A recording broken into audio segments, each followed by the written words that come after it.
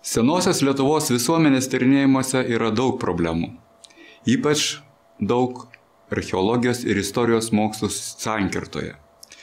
Sakyčiau, kad archeologai per mažai dėmesio iš tikrųjų kreipia į visuomenės raidą ir gal net per mažai domisi, sakykime, skandinavų ar vokiečių istorikų darbais, archeologų tyrinėjimais, kuriuose šitai problemai yra skiriama žymiai daugiau dėmesio ir kur jau matome tokių tyrimų rezultatus. Tuo tarpu istorikams, manyčiau, trūksta platesnio laiko supratimo.